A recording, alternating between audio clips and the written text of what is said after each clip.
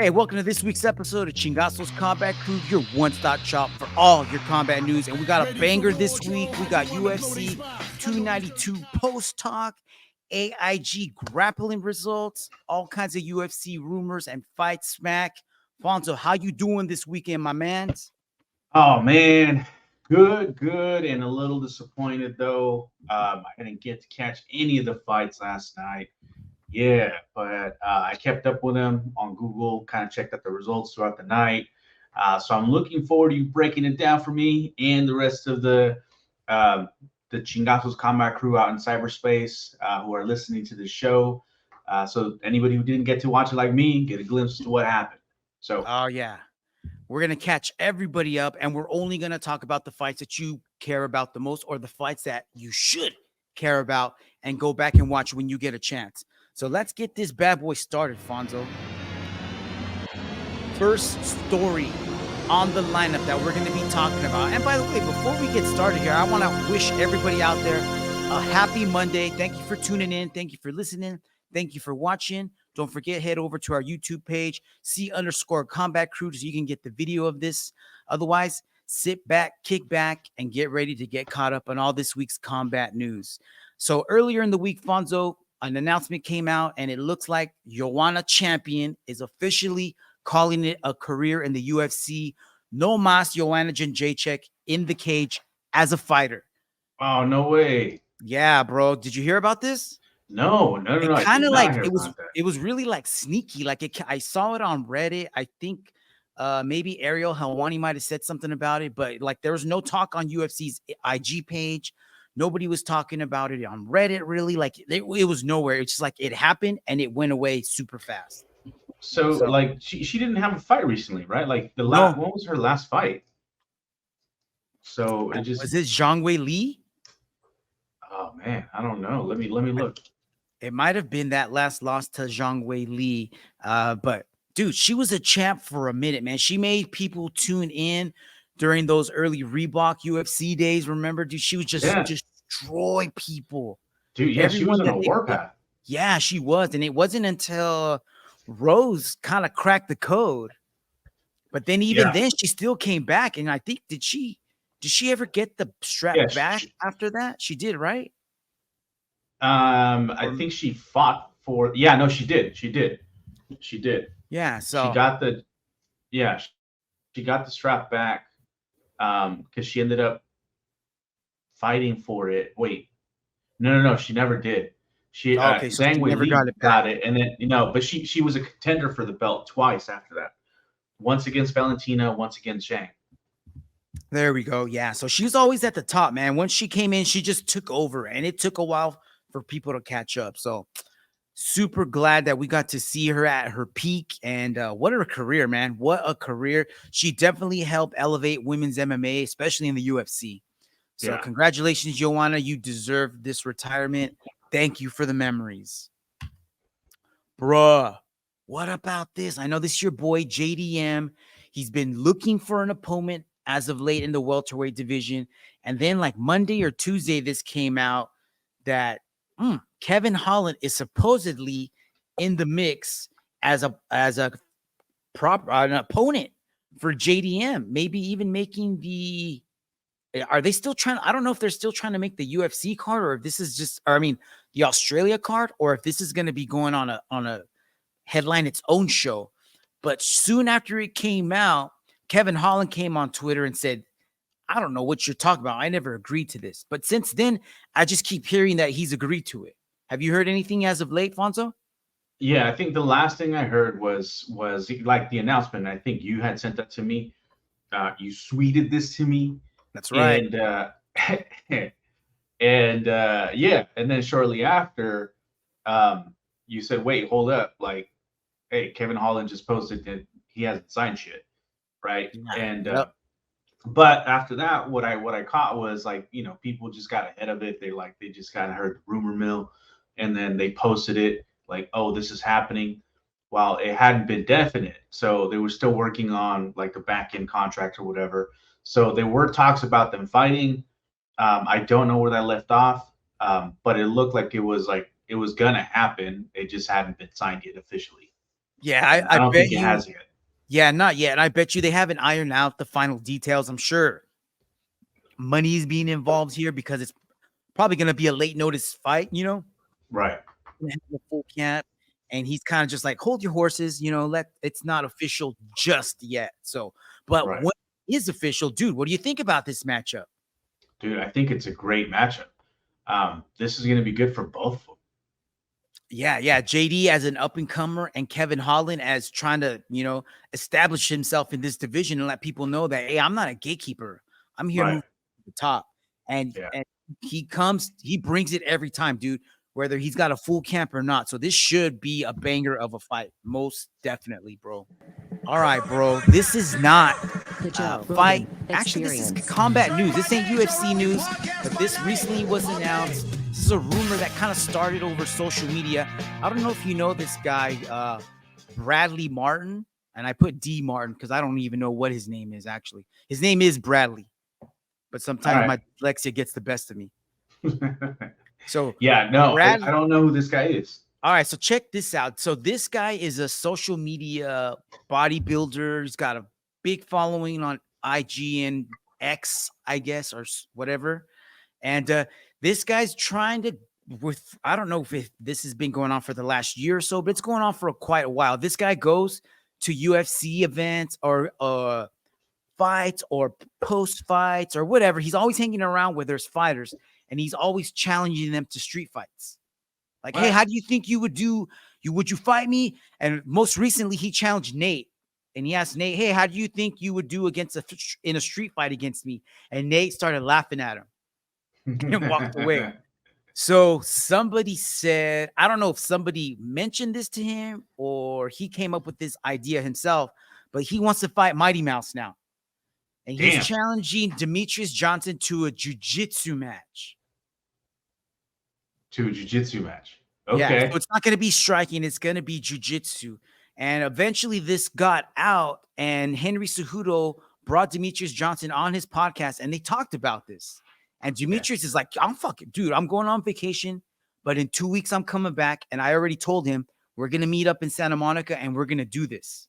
So I guess this is really going to happen. So this got brought up on the JRE podcast, and this is Joe's response. Fighting Bradley Martin on the podcast said he could beat Mighty Mouse, but he doesn't know Mighty Mouse. Mighty Mouse said, I'm going on vacation, but when I get back, I'm down. They're not going to have an MMA fight. They're going to have a jiu-jitsu match. Bradley Martin has no chance. He has no chance. Is there a time limit? There is not a time limit. Then he has no chance. Is that right? Zero chance. He's going to get his back taken. He's 100% going to get choked out. So it's going to take time. Yeah, we're going to lay some mats Bradley is enormous, and Bradley is so fucking strong. He's an athlete too. He's an athlete. Yeah. Yes. No. He's a fucking specimen. Truly, he's a specimen. Truly. Now, if this was in a street fight, the thing about Bradley is he can hit you with the earth. Fact. You know what I'm saying? Yeah. Like he can literally pick you up and you're going to hit the earth with, what does he weigh? 270, 280? What does he weigh? He's 265, but like, his hands, when you grab his hands, so his hands are huge. The amount of force that body can generate. If that guy picks you up and smashes you into the ground, your body will shatter. Yes. Your body will shatter. Yes. If you're a human being, if somehow or another Mighty Mouse fucks up and that guy can pick him up and slam him into the ground, I don't know how much Mighty Mouse is going to be able to physically do to mitigate that. Right. If that guy knows how to pick people up, if he has any wrestling at all, he's so big. Yeah. And Mighty Mouse is, he probably walks around at $150 or $145 and he cuts down to 125. He's so good. I know. But if they just no slamming, if they just do a jiu-jitsu match, no slams in jiu-jitsu, bro. Mighty Mouse is going to get him. He's going to get tired. He's going to get him. He's going to get tired. So there you go, Fonzo. Doesn't matter how much you bench, your neck can't take that pressure. You're going to get tired eventually, dude. All Mighty Mouse has to do is make him wait, just stay alive, survive until he gasses. And that's going to happen within 5-10 minutes. Who knows? And it's only jiu-jitsu. So what's he going to do? Like, he thinks he's going to be able to press Mighty Mouse and smash him into the mat. Like people, I've been reading things on Reddit and people think like he's just gonna like Mighty Mouse is just gonna let this giant into his guard. Like, first of all, he's probably not gonna play close guard against this guy. That would be a dumb idea. Right. So if he does happen, I mean, and that's what they're thinking he's going to do. He's going to get in his guard and he's going to use the can opener and finish on him. Dude, you think he's just going to let you do that? And first of all, he's probably not going to go for a power move. Demetrius. He's not going to go for an arm lock. He's not going to go for a wrist lock. He's not going to go. He could go for an ankle lock or a heel hook because that's always a weakness of these big guys. But I would say it's going to be something. He's going to go for a sub down below the legs, the knees, the ankles, the foot, or he's going to choke him out. More satisfaction would come from a choke for sure. But I would just imagine he's just going to gas him out. And I wonder if I'm sure this is going to be no gi, because if it's gi, he's definitely got no chance. Because then Demetrius could use the gi as a weapon as well. You know what I mean? He could play some spider guard. He could play some lasso. And that's always good to keep the big guys away. You know, he's probably going to play an open guard. He's probably going to be light on his feet. I don't think he's going to try to wrestle because that wouldn't be a very good idea, you know. Right. But it's going to be fun, dude. And this is going to be what jiu-jitsu is all about. Big man taking on the little man. Yeah. And in this case, the little man is the expert. So we'll see, man. Where do you think they'll televise it? Or where could you stream it? Like Flow Grappling, someone's probably gonna put it on their podcast and put it behind a paywall, try to get some money out of this. Okay. Because even Henry Cejudo was like, yo, bro, we got to make sure you get paid for this. All right, Fonzo, let me ask you this. Did you watch Ultimate Fighter Season 31, Episode 12, my man? I can't hear you, dog. Is your mic muted? Yeah, you're on mute. Oh, there we go. Start over. 3, 2. My man, let me ask you for the last time for this season. Did you watch Ultimate Fighter Season 31, Episode 12? I did not. You almost had me for a sec, dog. All right, I'm glad you didn't. That should be the theme. I don't think you should ever watch any Ultimate Fighter just so that we can keep this segment up. Because if you did watch it, then we wouldn't have anything to talk about. Right. So, all right, bro. So on this episode, we had Cody Gibson from Team Chandler taking on the only member of Team McGregor that made it to the semis, and his name was I forgot the guy's name, but Cody Gibson beat the crap out of him. So that set up Cody Gibson taking on Brad Katona in the finals for the Bantam Weight Ultimate Fighter contract. Also on this episode, Kurt Holobaugh did a little crawfish crab boil up there. So they did that. They were hanging out. And that was pretty much it, bro. So the finale was announced. The matchup, Brad Katona taking on Cody Gibson for the bantamweight contract. Both of these dudes hated each other, dude, while they were on the house, apparently. They didn't say anything about it until this last episode, but apparently these two guys were beefing quite a bit in the house. Just over roommate shit, you know, like leaving their stuff. One of them would leave their stuff out. The other guy's kind of likes to clean. And since the other guy, so Brad apparently is a little messy and Cody doesn't like that. And after a couple of warnings, or not really warnings, just like, hey man, pick your stuff up. And he didn't, he started leaving him notes like, fuck you, Brad, pick your shit up. So they really didn't like each other. On the other side of that, we had Kurt Holobaugh and Austin Hubbard, right next to me. Oh yeah, dude, same thing. And who wouldn't like? No one's gonna like that, man. No one likes that. So these two guys did meet up in the finals. We'll talk about that in just a little bit when we get to the UFC 292 wrap up, because these guys normally, Fonzo, don't they usually have the finalists fight on their own card? Like it's usually a fight night. They're usually not on the pay-per-view, right? If I remember correctly. Yeah, they usually have their own fight. They're like the head. Well, yes, they've been the headliners before, right? For a smaller show, for like an Ultimate Fight Night show, yeah, but never for a pay-per-view. So it's kind of weird that they were on the prelims of the pay-per-view, but it was kind of cool. So people tuned in. Next story, Fonzo.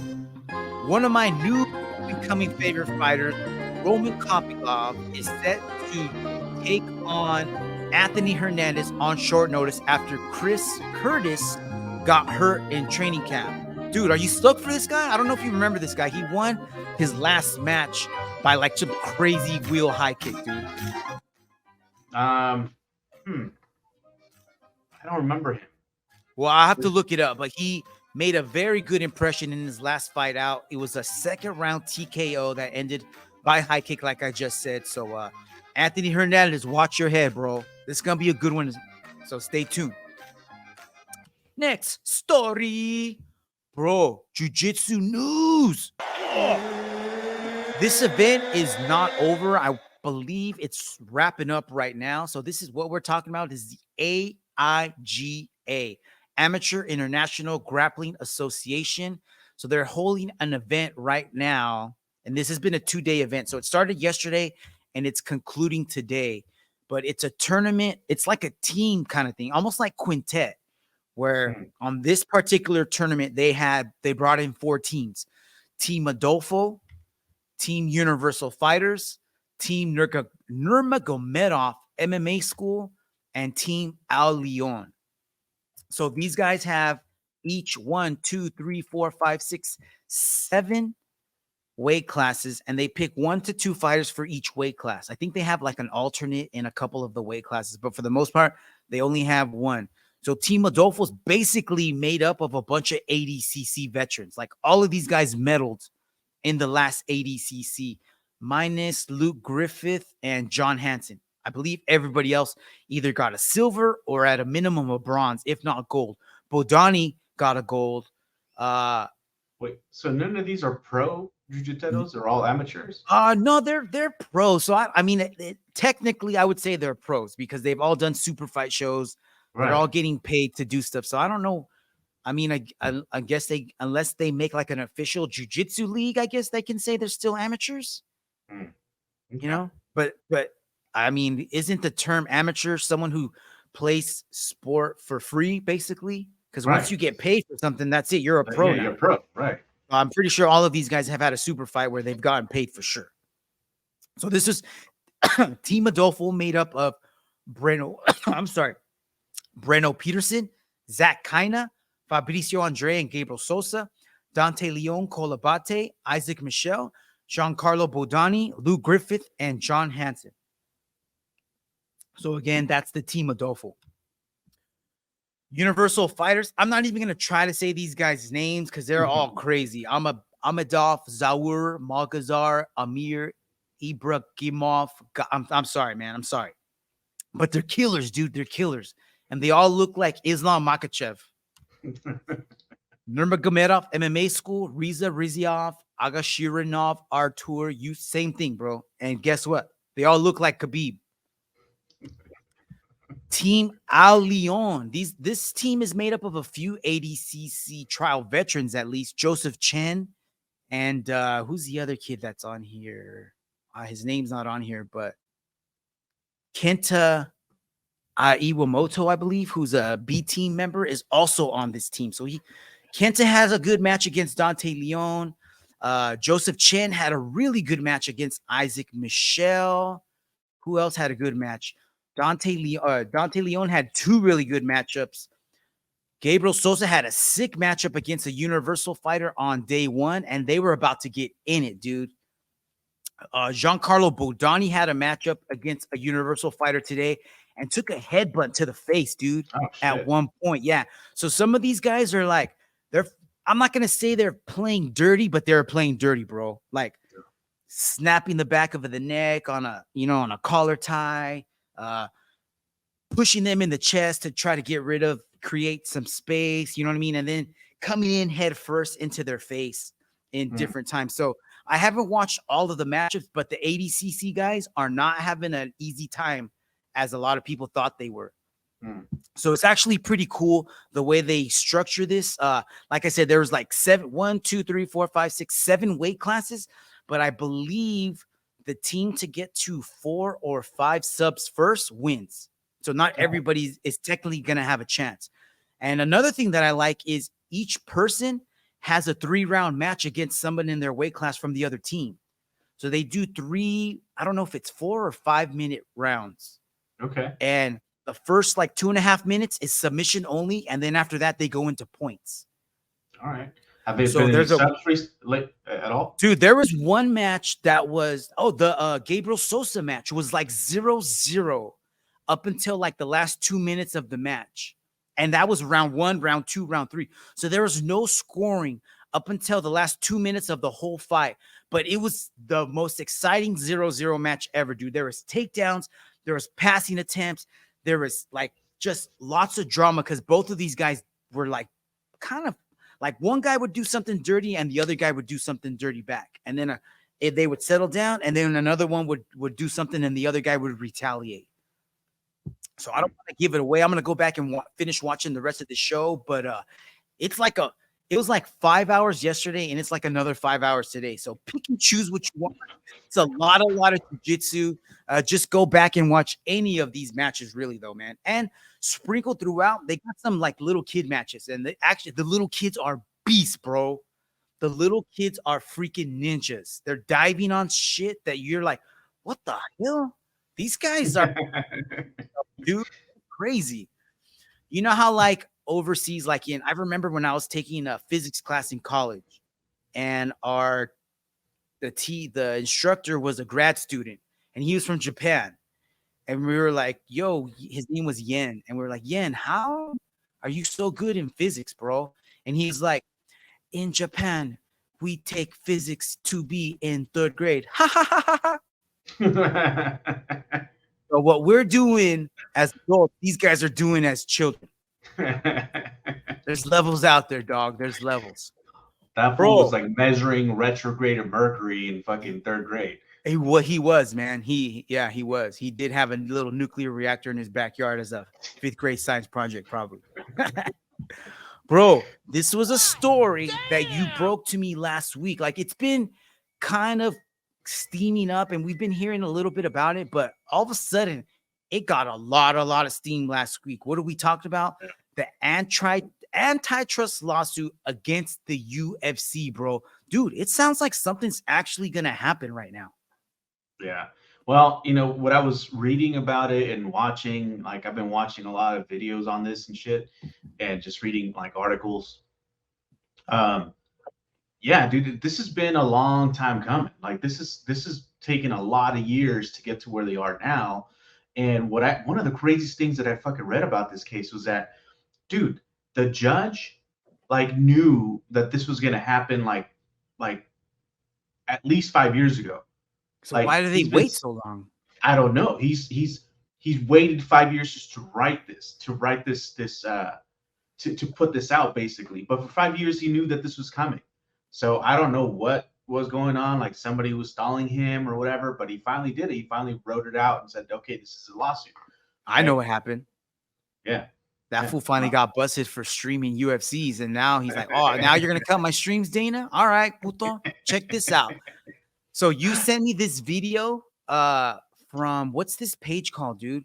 MMA on Point. MMA on Point. So let's play a video. So if you haven't heard, a judge in a $5 billion lawsuit against the How's UFC that sound? just literally called UFC contracts ruthless and coercive, that the promotion was suppressing fighter compensation and was engaging in anti-competitive conduct. A pretty damning set of statements by a judge who will be ruling on this case that's about anti-competitive conduct. This is known in U.S. law as antitrust. The UFC ownership tried to have the case dismissed as meritless. They were denied. They sought a summary judgment asking for an immediate ruling in their favor without trial. They were denied again. Their last chance to avoid this case was arguing against the plaintiffs receiving class status, a crucial step for the lawsuit to go forward. Earlier this week, that status was officially granted and certified by the judge presiding over the case. The UFC is running out of options, and after nearly 10 years, this lawsuit might finally be heading towards its conclusion.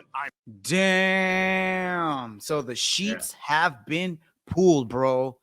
And on top of that, I read something that judge you're talking about allowed like a bunch of like behind the scenes stuff to start to come out, like emails, text messages, where some of the managers that have been involved in this knew about stuff that was going on, and they were like part of the deal. I want to say it sounds like what was happening was the UFC was like, hey, bro, we're going to give you this much money, but we don't want your fighter to do A, B, or C. Right. And so they probably helped change the minds of their clients to not take certain deals or something. So yeah, it sounds all bad, man. We're probably going to be hearing a lot of trash coming out pretty soon. Probably going to hear. I don't know if we're gonna continue hearing about it over the next like few months. Like we might hear some here and there in the next couple of months. But honestly, as to what I've been reading and hearing, like this is going to take another 5 years. Time. Yeah, exactly. It's going to take another 5 years before it goes to an actual trial. So it's going to fizzle out and then come back again years later, and when they finally are getting ready to go to court or reach a settlement. It's going to be like COVID. I don't know if they're going to end up going to. Yeah, I don't know if they're going to end up going to trial though. I think it might go to settlement, but hey, we might try to settle before. We might get our buddy on the podcast, right? King Huaco here and help us break it down at some point. That would be sick. That would be amazing. Because I sent you that text the other day when what was it that I sent you yesterday? It was like the first page of the I don't even know what they call that crap. It's like the first page of the lawsuit or whatever. Yeah. The suit. Yeah. And I was like, what does this even mean? So we need someone to break it down. Yeah. All right, dog. Last Thursday night, all the boys chipped in and we worked it out on our Parlay Super Show. Let's go over the results, dog. All right. I'm going to kick it off by going over my picks first. I picked Weidman by sub round 3 over Tavares. That did not happen. Dude, did Weidman break? Oh, you didn't see. I didn't see what happened. Dude, his leg was getting chopped up. It got jacked up again, leg dude. Kicks? Yes. Tavares attacked the leg, dude. Damn. It's kind of shady, bad. but it's like, hey, it's cutthroat, bro. It's a business. Hey, did Weidman throw that leg kick like he said he was gonna? Not right off the bat. It took him a while, but eventually he did throw a kick. I think it took him like a minute and a half, but eventually he did. And he did look a little bit slow. And then it didn't help that Tavares was kicking the crap out of his leg, you know? Yeah. I don't have the highlights for that one, but yeah, Weidman lost. I lost that one. I did say though that this fight was going to go to decision. I said how fight will end. It's going to end by points. So I laid 100 down. I got 105 back, but I didn't hit anything else, dude. I said Chito by KO, TKO round 3. Nope. I said Magny by points. Nope. I said Magny by sub. Nope. And then I went Aljo by sub, and that didn't even come close to being true. Let's take a look at Cousin Ant's picks. How much you win? I only got 105 back. Okay. Yeah. So you won, dog. We'll get to that in just a sec. Cousin Ant picked Weidman by sub round 3, like me. I actually took that pick from Cousin Ant. So we both went lost on that one. Cousin Ant also had Chito by sub round 2. Missed that one. He had Magny to win round 3. I didn't X that one out, but that one didn't hit either. He went Lemos by points just because he was trying to play the odds, I think, on that one. Yeah. Plus 1,000. That's kind of hard to ignore. And Lemos, that one didn't pay out. He went O'Malley by round 1, 2, or 3. He should have went by KO. He would have hit that one, and then he would have won everything. So close call on that one, cuz. And then he used his last 100 to say that he was going to have more wins than you at plus 300. So he's got 0 wins. So all you had to do was win 1. So let's see how you did, Fonzo. You picked Magny by points. You did not hit that one. You went Chito to win round 3. That I one almost got it if I would have gone. Yeah, if I would have gone by points. Damn. Yeah. You went Wei Lee by points, and you did hit that one, my friend. So you went $100 at 380. So you get a nice fat return of 380 on that one. You went O'Malley by KO round 2. That didn't have that. Yeah. That did hit. And so that's 1,500. That's like almost like 3 2. 2,900, 2,800, 2,900, somewhere around there, dog. Good shit. So you hit that one as well. And then you also hit your last one because you bet $100 that Cousin Ant was going to hit 0 picks. That was a bold move, my friend. That's like Cousin Ant drew a line and then you drew a shorter line. Well, it's easy when it's Ant. And I'm sad he's not here to defend it. I'm just saying. Damn. He'll be back, bro. We got UFC 293 right around the corner, and you know he's going to be ready. He's going to be ready. So those are how our picks went. Fonzo, you officially win the UFC 292 Parlay Super Show event. Who the fuck is that guy? See what happens next time, dog. You're good. You're good. Celebrate with the cold one after this, my man. No. All right. Let's get into this, dog. The official UFC 292 results. I know you say you didn't get to watch the show. I did. I was expecting more out of the card overall, dude, because the fights were like, they were okay. The Magny fight let down. The Chito fight, dude, like I must have not been paying attention as much as I'll talk about it in a little bit. Let's get into this, bro. Let's get into this. First fight that we're going to be talking about was a fight on the prelims. One of the finalists from Ultimate Fighter, Kurt Holobaugh, taking on Austin Hubbard. Fonzo, me and you both took Kurt Holobaugh on this one. Even though we didn't bet on it, we said that Kurt was going to win. And sure enough, he did, dude. He won by a sick-ass triangle that he got from his guard, where he was originally going for an armbar. And this is so sick. I super love this move. Pay attention to it, Fonzo, because this is a move that one of my favorite coaches back in the day used to have us drill constantly. And I'm talking about the man, John Salters, bro. John Salters used to drill this from guard, where you would go armbar, triangle, kimura, omoplata. You just drill these back and forth. So if they defend one, you easily switch to the next one. They defend that, you go back to this one.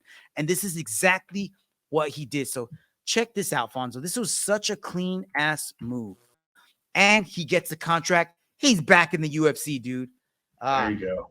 Word was on the show yesterday, though, that the losers were not going to be given contracts. And that's usually not what happens. You know, if you put on a good fight, they usually keep you. And I'm wondering what's going to happen. I feel like this still like up to Dana's whim. You know what I mean? If he thinks he's going to get he's still going to give you a contract. I'm sure. Off the table. I'm pretty sure we'll see Austin back, you know, because he's a good fighter, dude. So after Kurt got the W, they put the mic in his face, and guess who he called out? Who?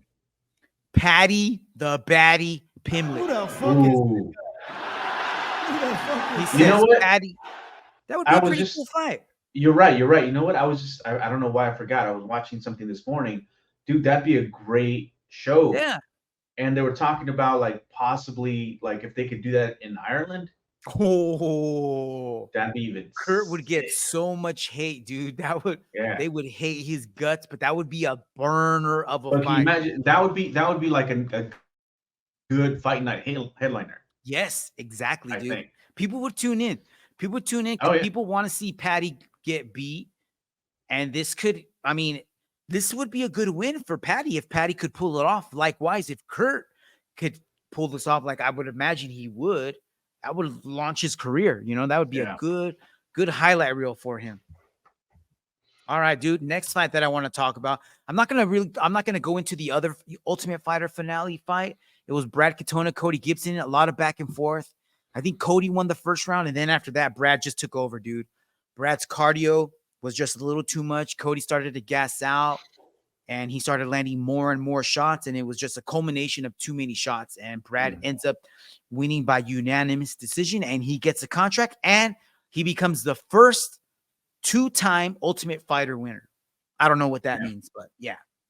So, unfortunately for Cousin Ant, looks like we're going to be seeing a lot more Brad Katona. Sorry, cuz. God damn! All right, dude. I think this was on the pay-per-view portion. Gregory Rodriguez taking on Denis Tiuliulin. This is Gregory Robocop Rodriguez, bro. watch this because it did not take very long for Robocop to do his thing, bro. This was this was still on the prelim. What's that? This was still on the prelim. Oh, was it?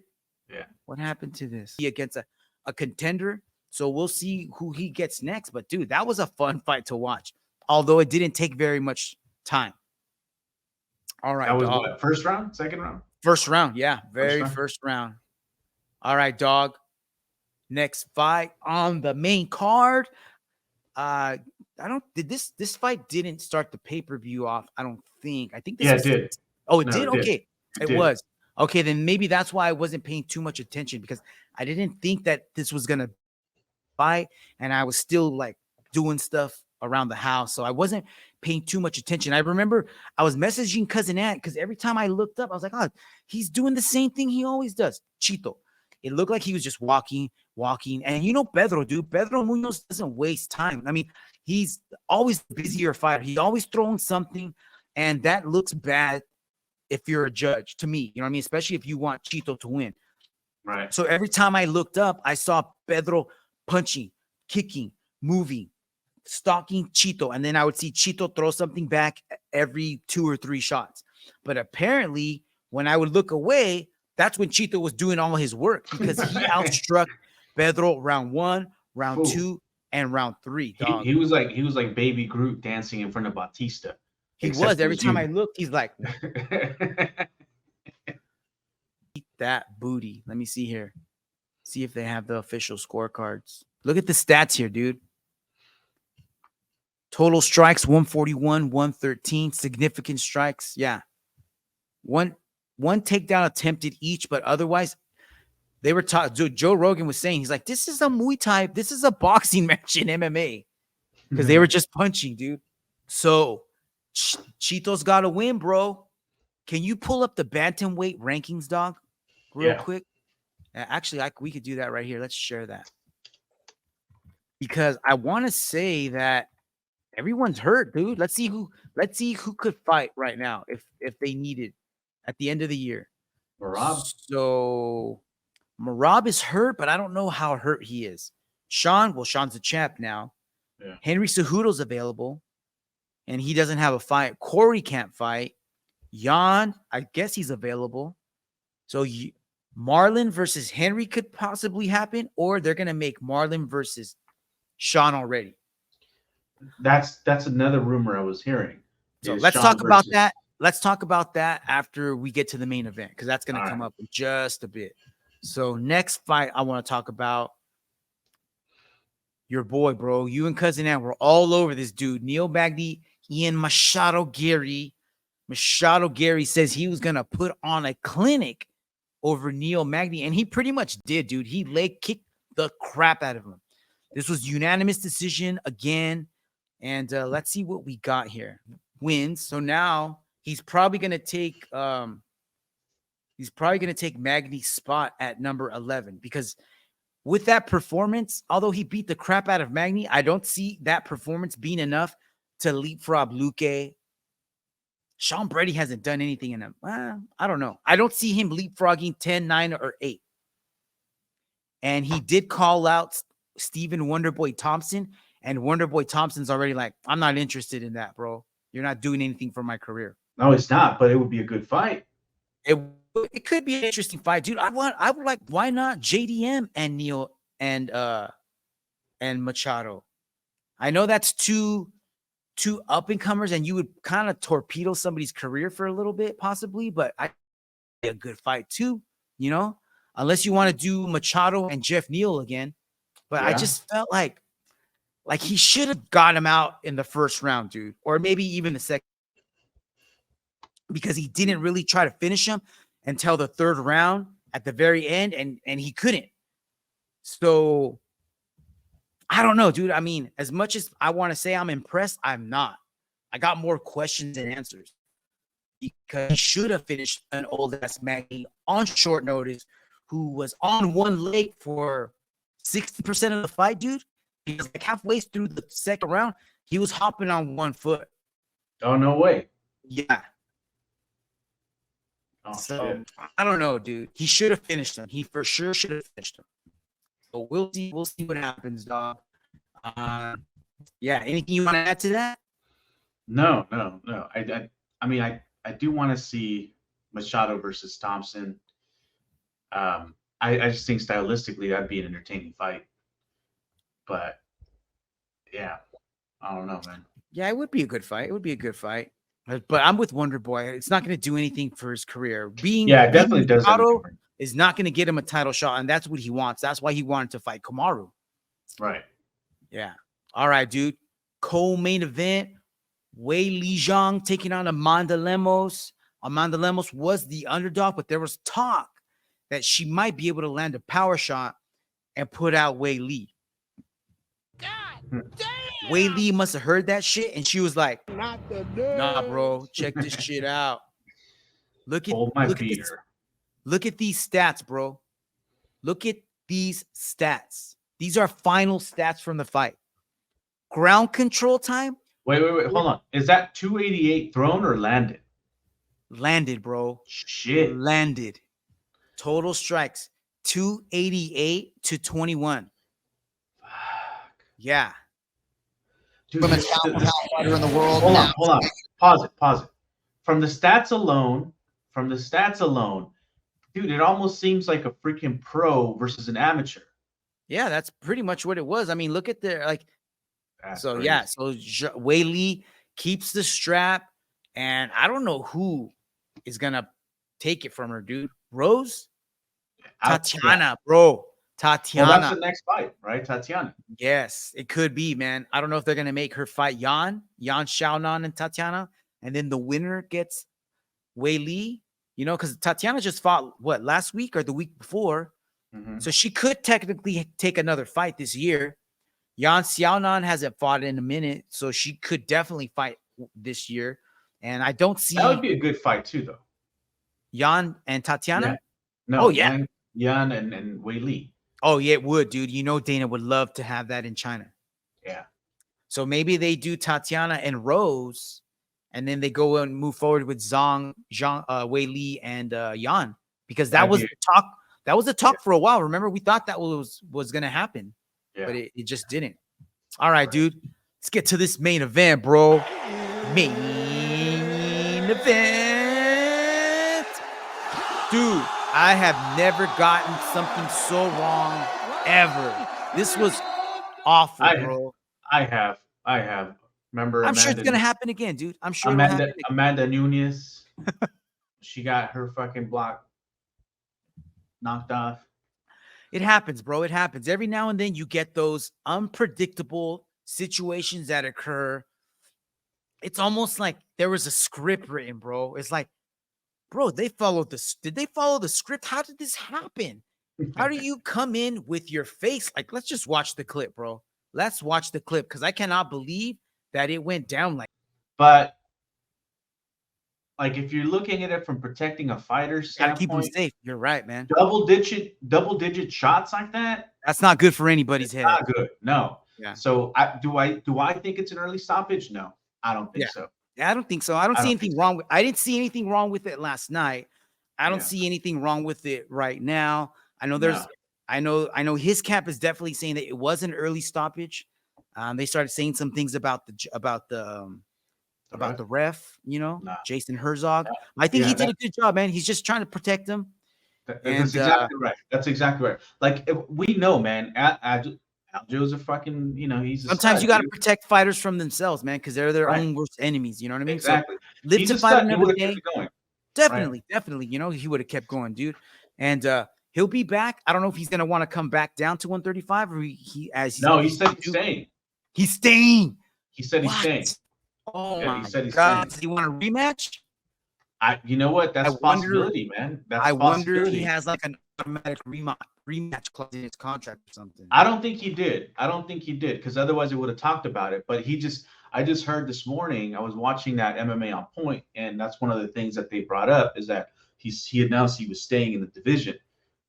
So let's look at what that looks like. So he's not gonna fight Merab. So does that mean Merab is gonna get an instant title shot, or are they gonna do Chito and Sean now? Because that will sell pay-per-views, bro. Well, and that's the whole thing. I think that's the whole point. Right. So Sean versus Chito would be the next thing, right? Keep the momentum going for O'Malley. What would be a better story? What do you want to watch? Do you want to watch Sean try to get revenge on the only person who beat him in the UFC, which he denies happens? Or do you want to see Merab get revenge for his brother? That's always a good storyline too. And Merab's got Sean's jacket. So we got a lot of fights coming, a lot of good possibilities, man. So this is good that we have options finally, you know? Yeah. So Yeah. I'm to see Aljo lose, but hey, now it's cleared up the division. Now we're gonna see some good matchups. You know, maybe see Aljo and Corey Sanhagen again. Ooh, that'd be good. Yeah. Yeah. So we'll see, man. So what? But all right. So I just what was going on in the first round of that fight?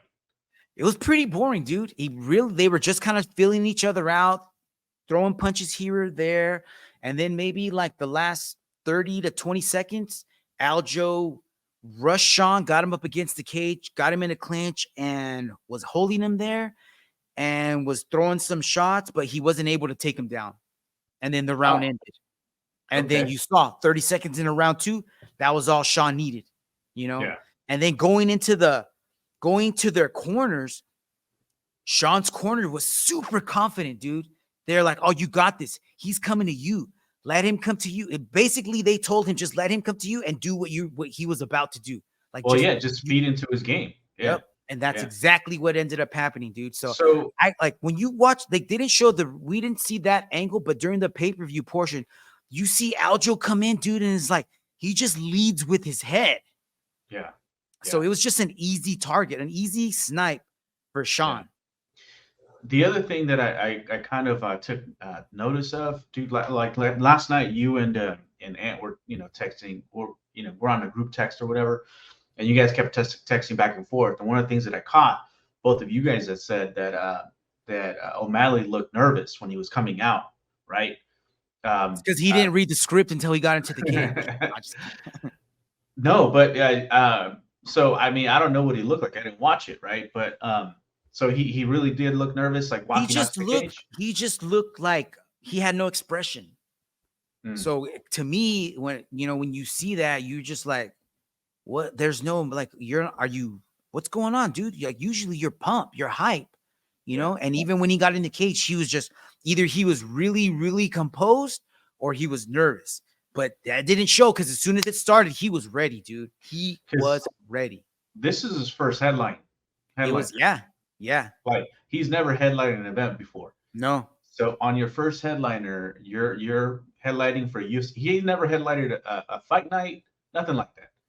Yeah, no. And this was dude, this was why I was so upset. Like I hated on this dude for so long because I didn't think I don't think he deserved to fight Jan, first of all, because he hadn't fought anybody up to that level, but then he fought Jan, and I rewatched the Jan fight yesterday, dude, and I still don't think he won, but they gave it to him. Okay. Now in the Jan fight, the one thing that I will say is that he leveled up because even though he wasn't better than Jan, he was able to stay with him. You know what I mean? Jan couldn't put him out. And if that would have been a 5-round fight, dude, I think he would have put Jan out because when he landed that knee on Jan in the 3rd round, he changed Jan. Like that's when Jan's confidence went out the window. And then they gave him this fight. And somehow, some way, dude, Sean is just one of those dudes who's a fucking gamer, bro. Like he's ready no matter what. And he impressed the shit out of me, dude. I'm getting chills thinking about it because he hasn't even hit his ceiling yet, bro. No. He's gonna get better. Like this is amazing. This is so cool to see this kid develop before our eyes because he's like yesterday he was like this is gonna sound whack, but he's like a flower blossoming, dude. Like you see this thing and you're like, what the shit is that? It's a bud. There's no way. A little bud. That thing is not going to turn into anything. And then at the end of the night, look at what he did, dude. He painted a mother freaking masterpiece. Yeah. And now he's the king of this division, and everyone's coming to him, bro. It's gonna be fun. And it's still early enough in the year where he could fight one more time if he really wants to. Yeah, he didn't take that much damage. He didn't take no damage. He took no damage. And so he could fight Henry, who's resting from an injury. He could fight Chito, who's gonna need to heal his hands up because he threw so many strikes, but he didn't take too much damage himself. So he could be healed up by December. Yeah. So yeah, and then we don't know about Merab. We got to find out about Merab's injury and see where he's at and see how long it's going to take him to recover or possibly be ready for a camp. I didn't see his hand wrapped up or anything yesterday, so he might be ready to start training already. So that could happen super soon, dude. Yeah. So yeah, that was it, man. UFC 292 wrap up, bro. Anything else you want to add to this, my man? No, man, just excited because and I'm sorry I missed him, but yeah, I mean, at least this fight. I mean, but the highlights and the breakdown here definitely helped. I hope it helped in painting a nice visual picture for everybody out there listening or Definitely, watching. man. We'll put up some clips later on in the week. YouTube's probably going to block all our UFC stuff. So head over to our social media posts on, you can catch us on Instagram at C_Combat Crew. If you're a TikToker, C Combat Crew. And that's it, bro. That is it. So until next week, Combat Crew out. Have a great week, everyone. Peace. Peace.